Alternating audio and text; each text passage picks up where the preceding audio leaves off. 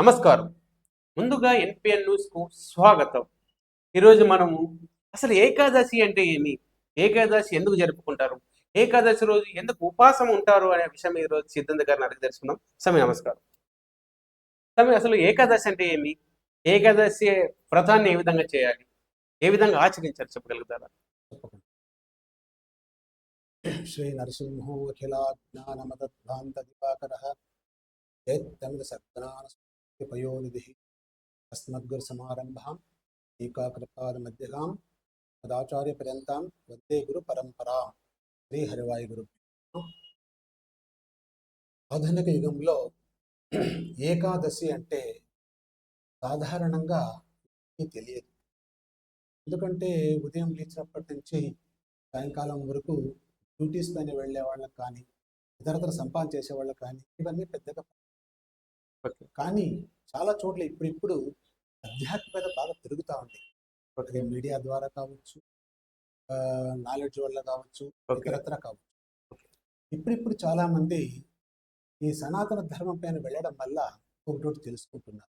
ఆ ఉద్దేశంతోనే ఇది 10 మందికి ఉపయోగపడాలి అని మీ స్టూడియో ద్వారా నేను అందరికీ నాకు తెలిసిన కొన్ని విషయాలు వాళ్ళని ప్రయత్నిస్తున్నాను. ఏకాదశి అంటే పేర్లోనంది ఏకాదశ. దశ అంటే 10, ఏక అంటే 1, 10 + 1 11 ఏకాదశి అంటారనమాట. మరి ఏకాదశి కౌంటింగ్ ఎలాగా తీసుకుంటే పౌర్ణిమ నుంచి వచ్చేటటువంటి 11వ రోజు పాడ్యమి, తదియ, తదియ అలాగని అమావాస్య నుంచి వచ్చేటటువంటి 11వ రోజు పాడ్యమి, విధియ, తదియ ఈ ఏకాదశి రోజు ఉపవాసం చేయాలి, నిరాహారం చేయాలి అంటారు. నిరాహారానికి ఉపవాసానికి సంబంధించి ఉప అంటే మనస్సు, వాసం అంటే విష్ణుమూర్తి దగ్గర అంటే దేవుడి దగ్గర ధ్యానం చేయడం. అది మన మనసు అక్కడికి వెళ్ళాలి అంటే కడుపు నిండా తిని నేను ధ్యానం చేస్తానంటే నిద్ర వస్తుంది కానీ రాదు. అంటే దానివల్ల ఏం చేయాలి? నిరాహారం, ఆహారం తీసుకోకుండా ఉన్నప్పుడు నిద్ర రాదు, ధ్యానానికి ఒక అవకాశం వస్తుంది. అందుచేతనే నిరాహారం చేయాలి, ఉపవాసం చేయాలి. అంటే రాత్రంతా కూడా చేతనైతే జాగరణ చేసి విష్ణుమూర్తిని ధ్యానం చేయాలి. ఎందుకంటే విష్ణుమూర్తిని ముకుందుడు అంటారు. మోక్షం దదాతి ముకుంద అని. మోక్షం అంటే సంసార బంధం విడుదలై శాశ్వత సుఖాన్ని పొందడం. అయితే ఇది కేవలం కూర్చున్న చోట రావాలి అంటే రాదు. ఆధ్యాత్మిక పరంగా భగవంతుడి గురించి తెలుసుకోవాలి అంటే జ్ఞానాన్ని సంపాదించి వ్రతాలు ఇవన్నీ కూడా అనుష్ఠానం చేయాలి. అందులో మొదటిది ఏకాదశి వ్రతం. అంటే ఈ 11వ రోజు ఏమవుతుంది అంటే చంద్రుని యొక్క కళ అంతా కూడా అక్కడ కొంచెం ఇబ్బందికరంగా కలిగిస్తుంది, డ్యామేజ్ అవుతుంది అన్నమాట.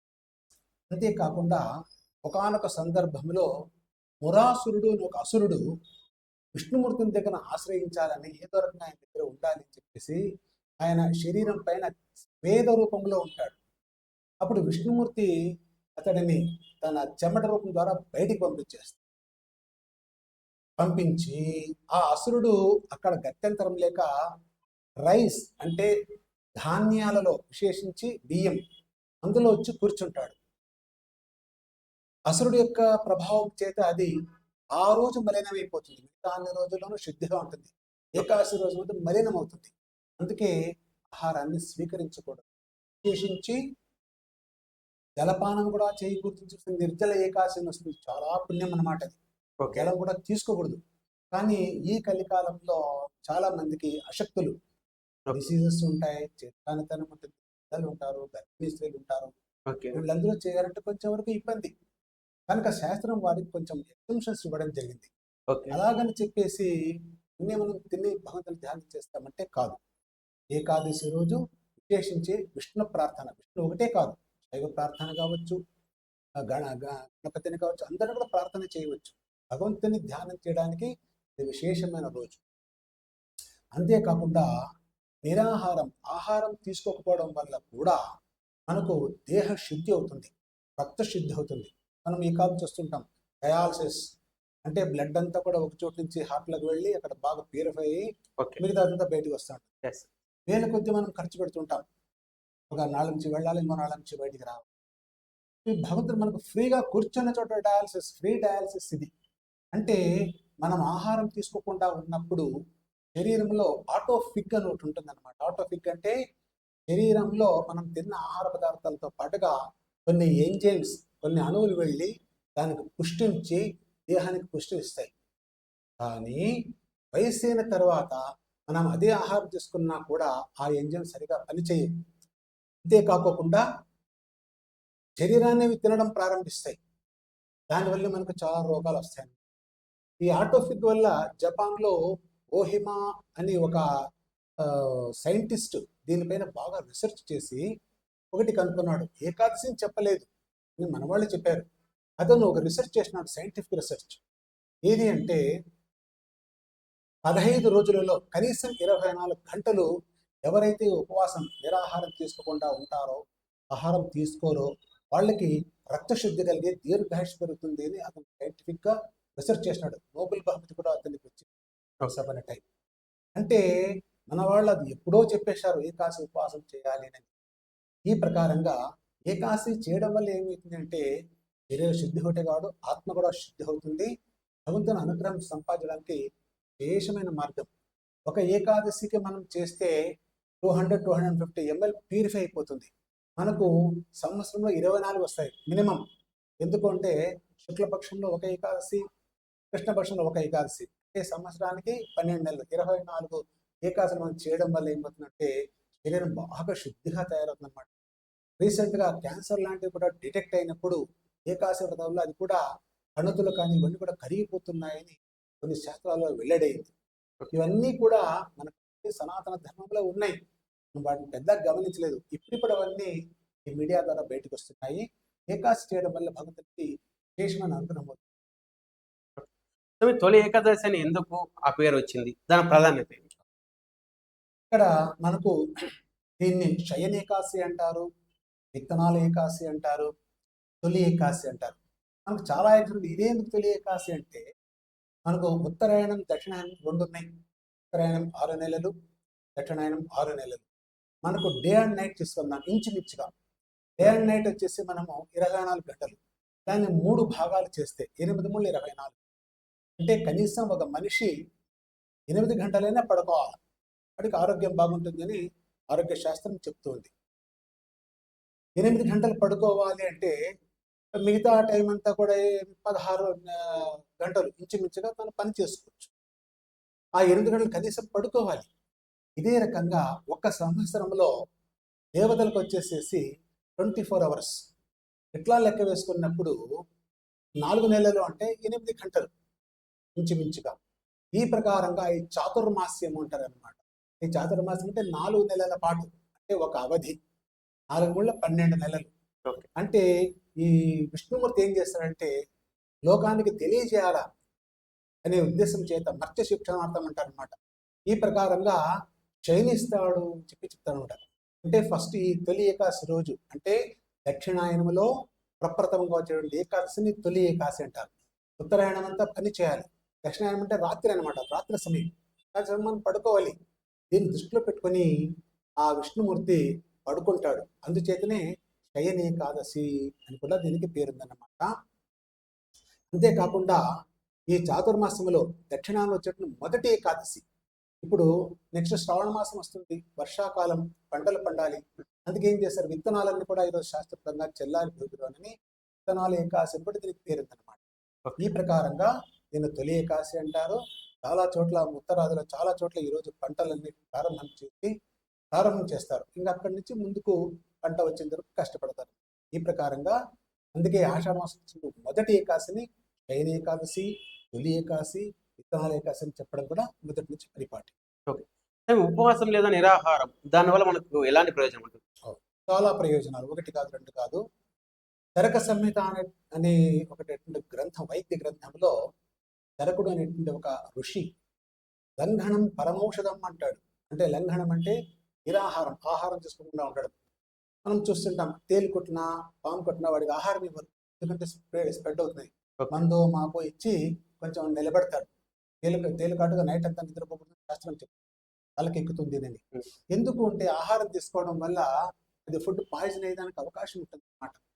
అంటే ఏకాశి మనం ఉద్దేశపూర్వకంగా చేస్తే, ఉపవాసం చేస్తే ఆర్గన్స్ అన్ని చక్కగా బాగా పనిచేస్తాయి.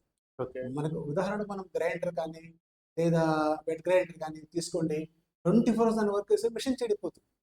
మనం కూడా కిడ్నీస్ అన్ని కూడా బాగా వర్కౌట్ చేయాలి కదా! లివర్, కిడ్నీస్ బాగా పనిచేయాలి. వాటికి రెస్ట్ ఇవ్వాలా. 24 అవర్స్ తింటూనే ఉంటే వాటికి రెస్ట్ ఎప్పుడు దొరుకుతుంది? డ్యామేజ్ అయిపోతుందన్నమాట. ఇది లౌకిక దృష్టితో. అందుకని మన పూర్వీకులు ఉపవాసాలు, వ్రతాలు చేసి ఎక్కువ కాలం బతికి వాడు సాధన చేసుకోవాలనే ఉద్దేశం చేత ఇది ఒక సైంటిఫిక్ రీజన్. ఆధ్యాత్మిక పరంగా కూడా భగవంతుని యొక్క సంపూర్ణ అనుగ్రహం పొందడానికి అవకాశం అని చెప్పేసి ఉపవాసం చేయాలి. ఇంతకుముందు చెప్పినట్టుగా ఉపవాసం అంటే మన మనసును దేవుని దగ్గర కేంద్రీకరించడం. అది ఎప్పుడు సాధ్యమవుతుంది? ఆహారం కడుపులో తక్కువగా ఉన్నప్పుడు. అందుకే విద్యాతురాణం నష్టం నిద్ర అంటారు. విద్య చేసుకున్న ఫుల్గా తింటే వాడు నిద్ర వచ్చేస్తుంది. కష్టపడాలి వాడు. కష్టపడాలంటే ఆహారాన్ని వదిలి చదివితే వాడికి బాగా వస్తుంది. ఈ ప్రకారంగా ఉపవాసం చేయడం వల్ల, నిరాహారం వల్ల శరీరానికి మంచి బలమే కాకుండా భగవంతుని అనుగ్రహానికి విశేషమైనటువంటి ప్రాధాన్యత వస్తుంది అనమాట. అందుకే దాన్ని ఉపవాసం చేస్తే మనుష్య శుద్ధీకరించబడుతుంది, ఏకాగ్రత వస్తుందని చెప్పేసి మొదటి నుంచి వస్తున్న ఆచారం పుండరీపురంలో తొలి ఏకాదశి విశేషంగా పరిగణిస్తారు. ఎందువలన? ఇక్కడ పంఢరీపురం దీనికి ఒక ప్రాశస్త్యత ఉంది. భీమా నది, చంద్రభాగా నది నాకు ఉంటుందన్నమాట. అక్కడ పండరీబాయి అని ఒక ఆవిడ భగవంతుని యొక్క భక్తురాలు, విశేషమైనటువంటి భక్తి ఆమెకు. ఎన్నో కష్ట నష్టాలు వచ్చి భగవంతుని ప్రసన్నీకరణ చేసుకుందని. దానివల్ల దానికి పండరీపురం అని పేరు కూడా వచ్చింది. ఇంకొక కారణం కూడా ఉంది. ఆ పండరీపురంలో ఒకానొక సందర్భంలో పుండలీకుడు అనేటువంటి ఒక వ్యక్తి అన్నమాట.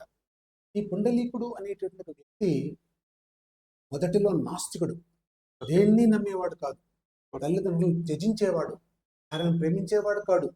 అందరి ఇంట్లోకి పోయి ఆయన తన ఇష్టం వచ్చినట్లు విచ్చలవిడిగా ప్రవర్తించేవాడు. అందరికీ కూడా ఆయన చేసిన ప్రవర్తన జిగుప్సాకరంగా ఉండేది. ఓకే. కానీ ఒకసారి ఎప్పుడు టైం ఒకే రకంగా ఉండదు కదా. ఒకసారి తల్లిదండ్రులు ఇంటి నుంచి బయటకు దొబ్బేస్తాడు, భార్యని బయటకు దొబ్బేస్తాడు, తన ఇష్టానుసారం ప్రవర్తిస్తుంటాడు. ఓకే. ఒకానొక సందర్భంలో ఎక్కడో చోట అరణ్యములు వెళ్తూ ఉంటాడు, అలసట అవుతుంది. అక్కడ ఒక ఋషి ఉంటాడు, నీళ్ళు అడుగుతాడు. ఋషులు, మునులు ఎప్పుడు కూడా తపస్సు చేసుకుంటుంటారు, సమాధి స్థితిలో ఉంటారు, వాళ్ళని స్పర్శ చేయకూడదు. ఓకే. ఇతడు కోపంతో తన కాలితో అతన్ని తంతాడు. తన్నినప్పుడు ఆ ముని కోపంగా చూసి శపిస్తాడు. వెంటనే కాళ్ళు స్వచ్ఛపడిపోయి కిందికి పడిపోతాడు. కాళ్ళు రెండు కూడా విరిగిపోతాయి. ఏం చేయాలో అర్థం కాదు. మళ్ళీ క్షమించమని ప్రార్థన చేస్తాడు. ఇప్పుడు ఆ ఋషి అంటాడు, నువ్వు తల్లిదండ్రులు త్యజించినావు, సొసైటీలో నీకు వాల్యూ లేదు, ఇలాంటి వాడిని చూసి మహాపాపం అని చెప్పేసి వాళ్ళు తిడతారు. స్వామి క్షమించండి, నేను చేసేది లేకుండా ఏం చేయాలి ప్రార్థన చేస్తే, నీవు నీ తల్లిదండ్రుల సేవ చేయి, అప్పుడు కానీ నీకు ఇది బాగు కాదు అని చెప్తాడు అనమాట. ఎక్కడ ఈయన ఉండేది అరణ్యంలో, తల్లిదండ్రులు బయటకు వదిలేసినాడు, ఎక్కడున్నారో తెలియదు. అందుకు వాళ్ళు ఏడ్చుకుంటూ తల్లిదండ్రుల స్మరణ చేసుకుంటూ దేవాన్ని ధ్యానం చేసుకుంటూ అలాగే క్రాలింగ్ అంటారు, దేక్కుంటూ ముందుకు వెళ్తాడు. కానీ తల్లిదండ్రులు వృద్ధాప్యంలో ఉన్న వాళ్ళు బయటికి దొప్పినాడు కనుక అదే అరణ్యంలో ఎక్కడో ఒక చోట వాళ్ళు చిన్న పట్టం వేసుకొని ఒక పరణ కుటీరం లాంటిది కొని అక్కడ వాళ్ళు ఉపజీవనం చేస్తుంటారు. అప్పుడు పోయి వాళ్ళ తల్లిదండ్రులు చూసి క్షమించమని వాళ్ళకు ప్రాధేయపడతాడు. వెంటనే ఆ కాళ్ళ ప్రాధేయపడటం వల్ల మనం చూస్తుంటాం, మాతృదేవో భవ, ఫస్ట్ తల్లికి భగవంతుడు ప్రిఫరెన్స్ ఇచ్చాడు. నమాతో పరదైవతాం అంటారు. తల్లిని మించిన పరదైవం లేదు. తల్లిలోనే భగవంతుడు సంపూర్ణంగా ఉంటాడంట. ఎవరి తల్లి వాళ్ళకు పరదైవం. ఈ ప్రకారంగా రెండవది పితృదేవో భవ, సెకండ్ ప్రిఫరెన్స్. మూడవది ఆచార్య దేవో భవ, గాడ్ తన లాస్ట్ పెట్టుకున్నాడు దైవ దేవో భవ అని. ఈ ప్రకారంగా ఎప్పుడైతే తల్లి పాదాలను స్పర్శ చేశాడో వెంటనే ఆ కాలుకున్న రోగం పోయింది, లేచి నేర్చుకున్నాడు. అప్పటి నుంచి వాళ్ళకు శుశ్రూష చేస్తూ వృద్ధాప్యంలో వాళ్ళకి చేత కాదు కనుక తన ఒక చిన్న కుటీరంలో కష్టపడి వాళ్ళు పోషించుకుంటూ వాళ్ళు శుశ్రూష చేస్తూ ఎటువంటి ఇబ్బంది కలుక్కోకుండా అహర్నిశలు రాత్రి పగులు అనుకోకుండా వాళ్ళకి సేవ చేస్తున్నాడు. ఒకసారి విష్ణుమూర్తికి చాలా సంతోషమైంది, ఇతన్ని ఏలగన అనుగ్రహం చేయాలని చెప్పేసి మన మహారాష్ట్ర బంధులో పాండురంగ విఠలు ఒక విఠల రూపంలో ఆయనకు వచ్చి ఇంటి బయట నిలుచుకుంటాడు. అది ఏది? ఈ తొలి ఏకాదశి రోజు. ఈ తొలి ఏకాదశి రోజు వచ్చి అయ్యా బయటికి రా అంటాడు. లేదు లేదు స్వామి, తల్లిదండ్రుల పాదాలు నా పైన పెట్టుకున్నాను, నేను అవి తీసి కింద పెడితే వాళ్ళకి నిద్రాభంగం అవుతుంది కనుక కాసేపు నా కోసం నువ్వు బయట నిలుచుకొని చెప్పేసి ఒక ఇటుక, ఎందుకంటే దేవతలకు భూస్పర్శ ఉండదు, ఒక ఓకే. ఇటుక విసిరేస్తాడు. ఇటుక పైన నిలుచుకో స్వామి ప్రార్థన చేస్తాడు. ఆ భక్తుని కోరిక మేరకు ఇటుక పైన నిలుచుకున్నాడు. ఇప్పటికీ కూడా పండ్రిపురంలో చూస్తే ఆ పీఠం కింద ఇటుక మనకు కనిపిస్తుంది అన్నమాట. అంటే భక్తుల కోసం భగవంతుడు, ఆయన వేరే కోసం ఎవరు ఉండాలి? భక్తుల కోసమే ఆయన. అప్పటి నుంచి కూడా ఈ ఆషాఢ శుద్ధ ఏకాశిని పుండలీక వరద పాండురంగ విఠాల అంటారనమాట. అంటే ఆ పాండురంగాన్ని స్మరణ చేయాలంటే విశేషంగా ఈ రోజు అంటే పొడిచేటి ఏకాశి రోజు ప్రార్థన చేయాలి. మనం పండిపురానికి వెళ్ళాల్సిన అవసరం లేదు. ఇక్కడి నుంచి ఆ దిశలో ఒక్కసారి ప్రయత్నం చేశాను, అక్కడి నుంచి అనుగ్రహం చేస్తాడు. విష్ణువు సర్వత్ర వ్యాపి ఆయన. విష్ణు విష్ణు సర్వమేం జగత్ అంటారనమాట. జగమంతా కూడా ఆయన విశేషించి ఉన్నాడు. ఆయన లేదు ఇక్కడ, సర్వం విష్ణుమయం జగత్. ఈ ప్రకారంగా ప్రార్థన చేసే చోట ఆయన పరిగెత్తి వస్తాడన్నమాట. ఇది ఒక ఉదాహరణ. అందుకని పండరీపురములో చాలా మంది ఉపవాసాదులు చేసి భజనలు అవన్నీ చేసి భగవంతుని ప్రీత్యర్థం చేయడం వల్ల అశేష జనానికి కూడా భగవంతుని అనుగ్రహం అవుతుంది అనమాట. ఈ ప్రకారంగా ఓకే. పురాణాల్లో ఏకాదశి గురించి ఏమైనా సంబంధించిన విషయం ఏమైనా ఉంటే చెప్పండి. తప్పకుండా మొదటి నుంచి వస్తున్నాయి సాంప్రదాయంలో. ఓకే. కృతయుగంలో అంబరీష చక్రవర్తి అని ఒక చక్రవర్తి, రాజు అంటే ఒక ప్రాంతానికి మాత్రం, ఎందరో సామంతరాజుల పైన ఉండేటువంటి చక్రవర్తి అన్నమాట. ఓకే. అంబరీష చక్రవర్తిని ప్రపంచమంతా కూడా ఆయన పరిపాలన చేస్తూ ఉండేవాడు అనమాట. ఆ చక్రవర్తి తన కాలంలో ఆయన సూర్యవంశంలో వచ్చాడనమాట. వాళ్ళ వంశంలో వచ్చిన వాడే శ్రీరామచంద్రుడు, పరమాత్ముడే, ఇన్కార్నేషన్ ఆఫ్ విష్ణు అంటారన్నమాట.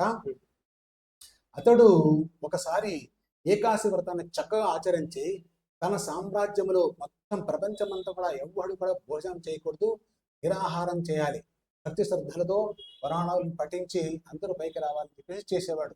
దాన్ని చూసి దేవతలే ఆశ్చర్యపోయేవాడు. అంతేకాకుండా తన సామ్రాజ్యంలో అందరూ చేయిస్తున్నాడు ఆయన.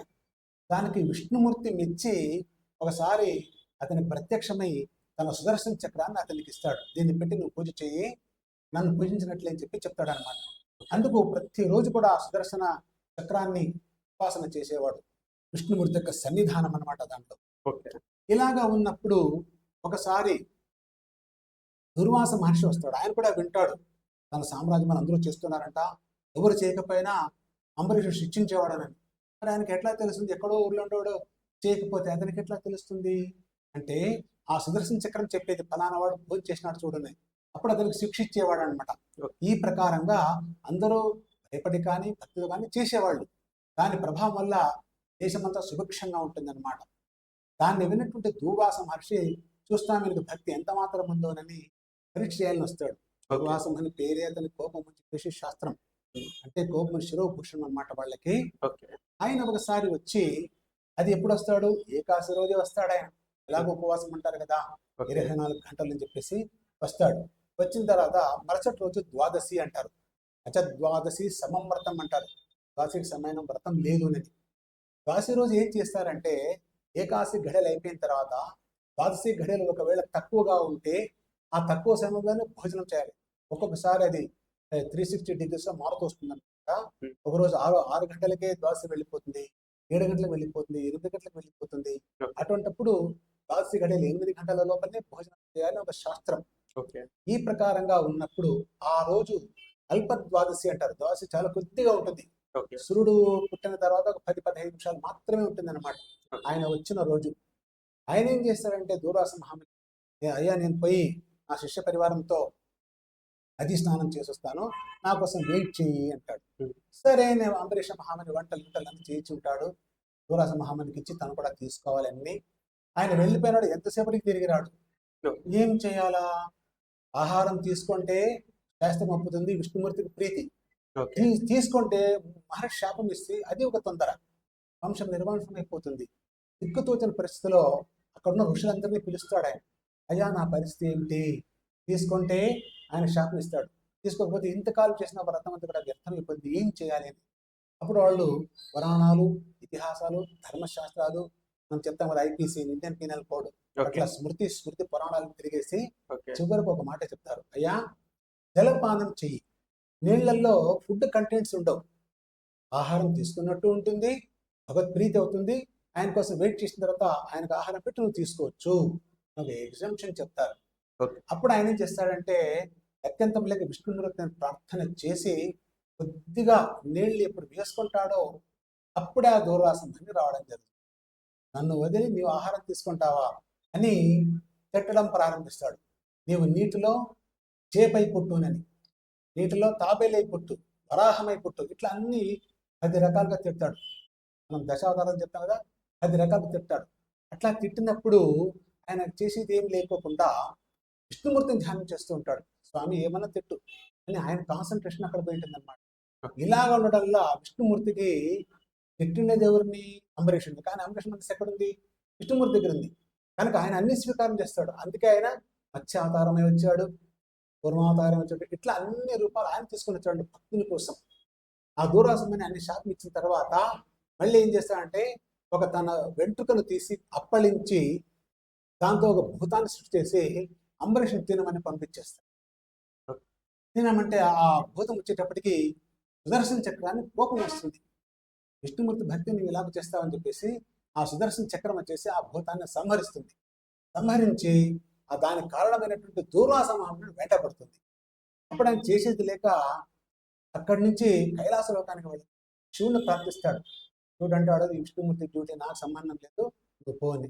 బ్రహ్మదేవునికి వెళ్తాడు, సత్యలోకానికి వెళ్తాడు. ఆయన అంటాడు, అయ్యా ఇది విష్ణుమూర్తి సంబంధించి నాకు సంబంధించింది కాదని. విష్ణుమూర్తి వైకుంఠ లోకానికి వెళ్తాడు. ఆయన అంటాడు, ఇది నా డ్యూటీ కాదు.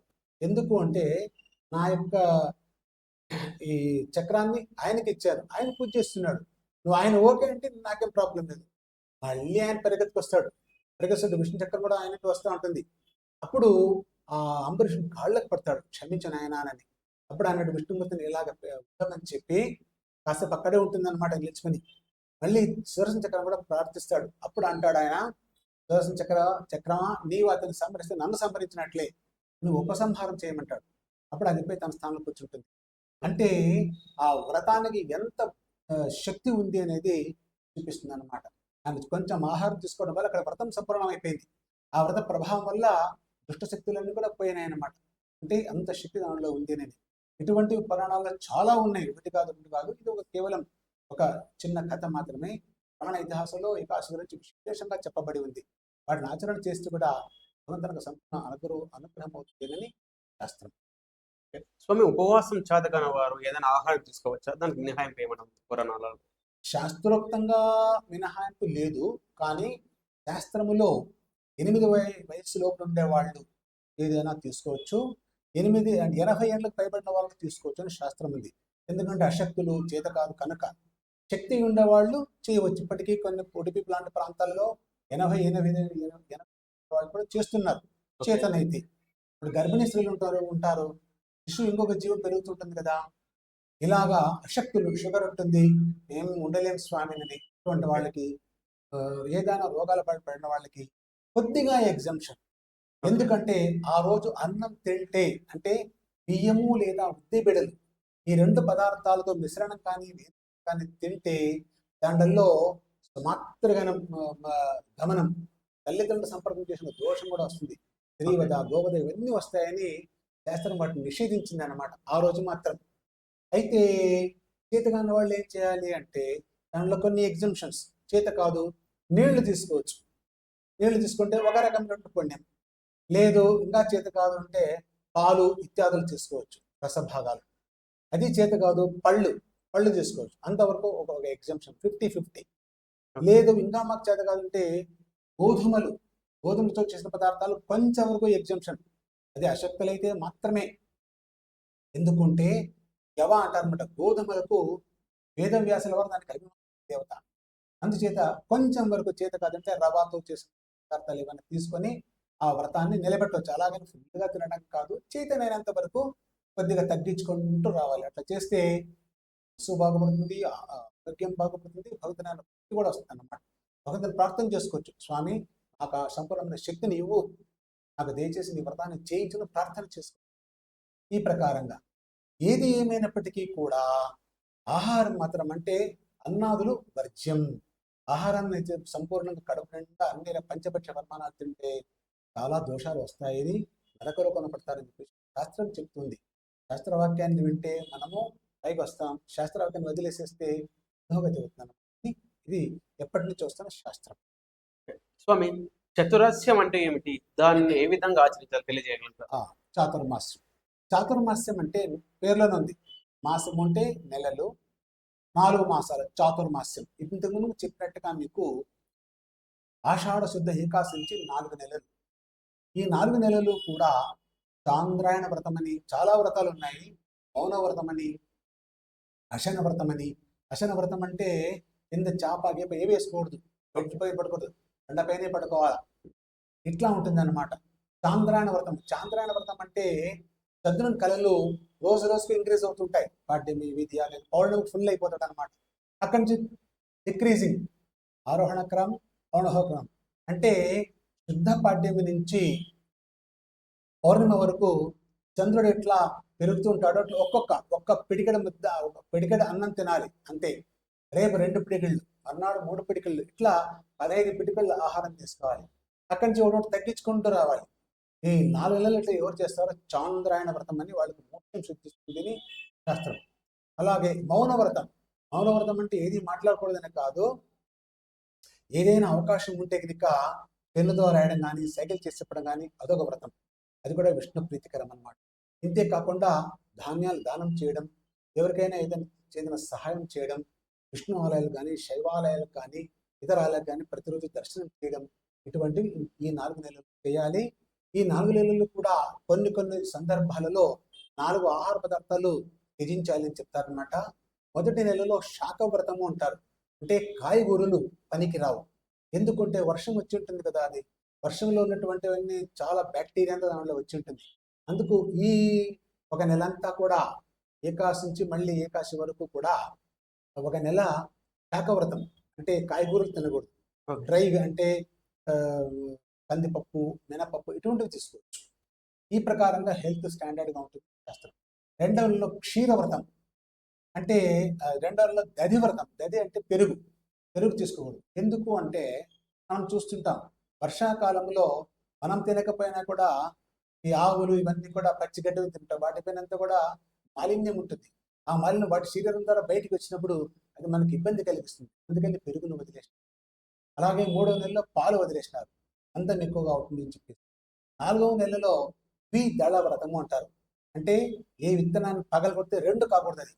అటువంటి వస్తువులన్నీ వదిలేయండి. ఉదాహరణకు కంది బేడలు కావచ్చు, శనగ బేడలు కావచ్చు, ఉద్ది బేడలు కావచ్చు, బేడలు ఏమి కూడా పనికిరావు. అంటే మైదా పిండి కావచ్చు, బియ్య పిండి కావచ్చు, వీటితో వంటలు చేసుకోవాలి. కాయగూరలతో మాత్రం వంట చేసుకోవాలి. చాలా మంది ఇప్పటికీ కూడా కొన్ని ప్రాంతాల్లో చేసి దారిద్ర్యంతో ఉన్నారు.